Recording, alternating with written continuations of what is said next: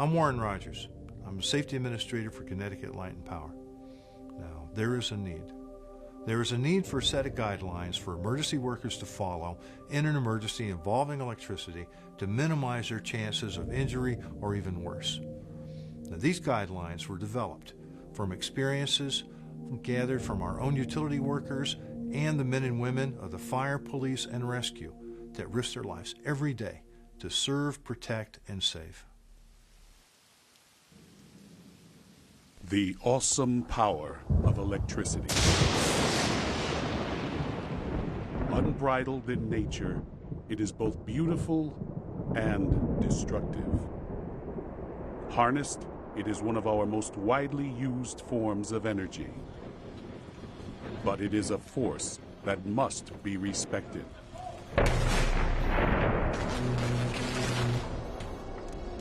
My first thought was I had dozed off and slid about halfway down the pole because, you know, you're comfortable up there. You've been up there working like I have 7 years. And I thought I had what they call burned the pole, had splinters everywhere, you know, and needed some help.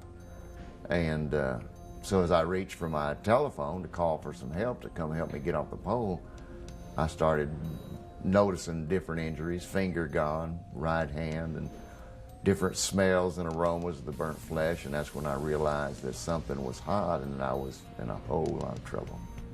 It seemed like everywhere there was any contact, skin to skin, like your armpits or your elbows or anything like that, it exited there and left exit holes. And then it went across my chest, through my heart, and down, blew out in my right knee. And then as it exited my right hand, that's what actually took the finger off my right hand. If you just stop and think, just a few seconds can prevent something from happening to you that's going to last a lifetime.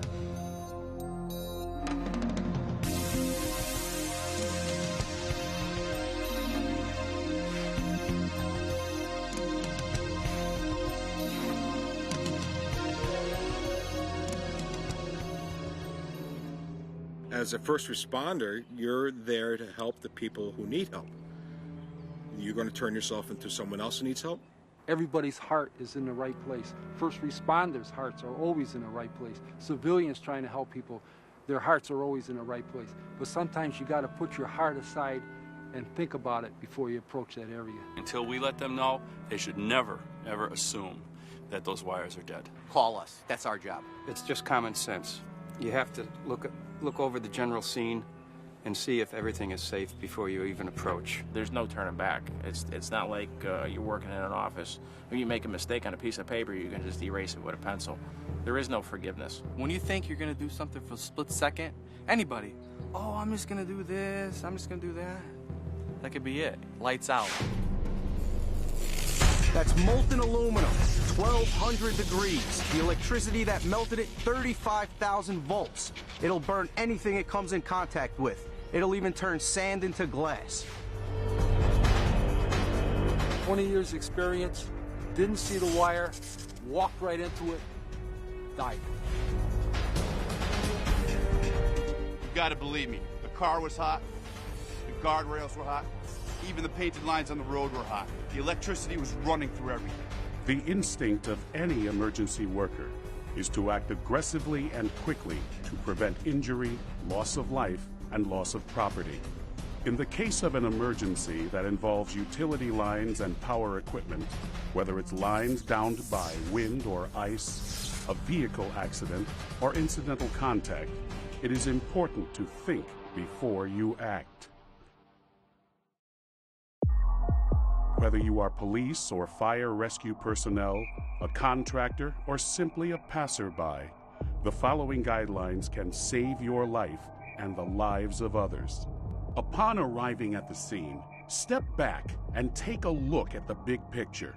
Keep your distance from all potential power sources. As a general rule, park or stand at least one pole away from any accident involving electricity. Carefully assess the situation to determine what potential hazards exist and how you can keep yourself, the victims, and others safe from further harm. As a first responder, you are in the unique position of being able to convey important pieces of information to people around you. You are specifically looking for downed lines and damaged equipment. If you are on the scene as a result of being dispatched by 911, the next step is to verify that the power company has been notified and that they are on their way. Otherwise, call 911 and be sure to request that the power company be notified. 504, I'm 1020 through the accident. I got a car versus telephone pole. I have live wires on the car, party inside, roll fire, rescue, and contact Connecticut Light and Power to disconnect the electricity. No further action should be taken until the power company has verified that the scene is safe and free of live power. Regardless of what you've been trained or otherwise instructed to do, do not touch power lines or power equipment. Wires may not appear dangerous, but today a live line can look identical to a dead line and carry many times the voltage it used to. With some of the fire departments, they have some guys who's been around a long time, and they may have tricks of the trade for moving wires out of the road that they were able to get away with because it was lower voltage, and they've tried to pass these tricks on to some of the new guys that have come along. Well, we could have come through 2 weeks ago, a month ago, and upgraded these to now we're looking at 23,000 volt wires. And they try those same type of tricks with a piece of PVC or a piece of rope. 23,000 is going to eat them up. They will not survive that. You can't take shortcuts of any way, shape, or form, no matter how many times you've taken them in the past and got away with it. You can't do it because eventually they will catch up to you. Our linemen and our troubleshooters, they're going to make it safe for everybody else in that area. You have to be patient. You have to allow these people to get there and make it safe and communicate with you that it's safe to do this. As an emergency worker, it is not essential that you become an expert in electric power. That is the job of power company employees who have the proper tools, knowledge, and protective apparel to help them deal with power in emergency situations. While the basic properties of electricity have not changed, the incidence and prevalence of electrically powered appliances and equipment and the infrastructure needed to provide that power has grown tremendously. In addition, the voltages on that infrastructure have increased considerably over the last several years. So here are a few very important concepts that will help you understand how to avoid hazardous situations. First, just like light, electricity travels at 186,000 miles per second. It's faster than you can react to, so once a strong current has engaged you, it is too late. Second, almost anything can be a conductor of electricity. Copper wire, for example, offers minimal resistance, so it's a good conductor. Water is a good conductor, and since your body is mostly water and contains many salts and minerals, you are an excellent conductor of electricity. Third, electricity will flow in a complete circuit. There can be electric current only when there exists a continuous path of conductive material, providing a conduit for electricity to travel through. And electricity is always seeking a return path to Earth. You can become part of that circuit by touching an energized line or a conductive object touching an energized line, including the ground you're standing on. Like ripples on the surface of a pond, there are rings of voltage around the conductor. For a person walking towards an energized wire on the ground, or an object attached to or otherwise in contact with the ground, they are placing themselves in a potentially hazardous situation. As you walk toward the conductor, your leading leg will be in a higher potential ring than the leg behind it. Because you now have one foot in one potential and the other foot in a different potential, the electric current, seeking to complete the circuit, now flows through your body and can injure or kill you. And fourth, because of our increased need for power, the same lines that used to carry 4,800 volts now carry many more times that power.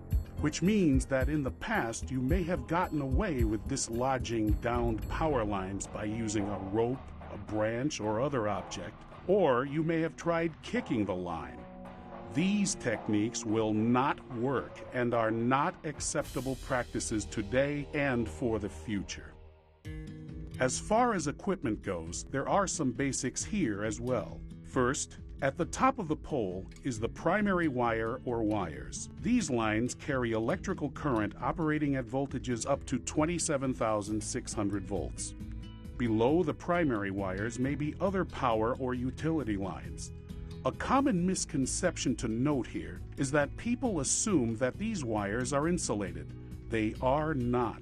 The black coating on the wire is there simply to keep contaminants away from the conductive metal cabling. It is not like the insulated wires found in your home. In the event of any downed wires, the rule of thumb is to always assume the worst.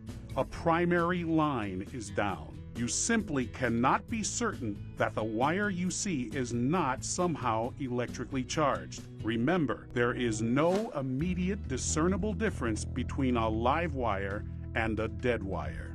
Next, transformers, which can be small and mounted on poles, or larger and mounted on a concrete pad, or even placed underground, step the voltage down so that it can be used in our everyday lives. Under certain circumstances, they can catch fire and possibly explode. In addition, some transformers may contain dangerous chemicals such as PCBs. For this reason, you must contact the utility company if there's a leak and never take action that could spread a spill. Again, stop and assess the situation. If there are power lines or other power equipment involved, you must notify the power company immediately and resist the urge to rush in. If the fire is within or near the fenced-in area of a substation, take no action before consulting the power company, and never use water or fire suppression chemicals without the authorization of the power company. And it's only, frankly, by the grace of God that some of these people haven't been killed, but when they tell me what they've done in some of these situations. Because of the work they do, contractors face an increased risk of an accidental contact with energized lines. Look overhead for power lines. If there's a potential risk, a call to the power company to describe your plans is the best first step. If you are going to excavate, consider the potential for underground power lines. The Call Before You Dig program locates underground facilities for you and allows you to stay safe while digging. By calling 811 or 1-800-922-4455, you will automatically be connected to the Call Before You Dig hotline here in Connecticut. Planning is essential to safe digging, especially because you must call at least 2 full working days before you intend to dig. Then utilities have 2 full working days to come out and mark their facilities. If you are a contractor working near overhead lines, keep these guidelines in mind. Keep your distance from power lines, utility crews, and their equipment. Use barriers where appropriate. Make sure cranes and booms are grounded. Call the power company to assist in determining preventive measures, including covering or moving lines. Should an accident occur and you find yourself trapped in a vehicle that you think may be electrically charged either by downed lines or through underground excavation, use this procedure to evacuate your vehicle and avoid injury due to step potential. If possible, notify 911 and your dispatch center of the possibility of an accident involving electricity. Be sure to request that the power company be notified as well. Can you have the power company respond to my scene? Stay in your vehicle. Do not open the doors. Do not touch any part of the exterior. If you must exit the vehicle, as in the case of a fire or other impending danger, follow these rules. Jump out without touching any part of the vehicle. Then shuffle or hop away with your feet together and arms close to your body. When working around the outside of a home or business, call the power company to cover or de-energize service wires or other lines which may be close to work areas. If using ladders near overhead lines, be sure they are made of non-conductive material and maintain appropriate clearances from a primary wire. Electricity is invisible, and it will kill you if you make contact with it. Don't think you know anything. You know what they say about assuming. Some mother of all screw-ups. You don't assume nothing. And we never think about the consequences. And we never think it's ever going to happen to us. Accidents steal. They steal the most precious things in your life, and they never give them back. It's devastating. It's just devastating. It takes only a moment for disaster to strike, to change your life and the lives of the people around you forever.